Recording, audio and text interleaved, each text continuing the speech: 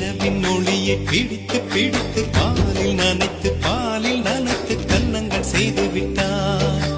உலக மலர்கள் பறித்து பறித்து 2 பந்துகள் அமைத்து அமைத்து பெண்ணை சமைத்து விட்டார்.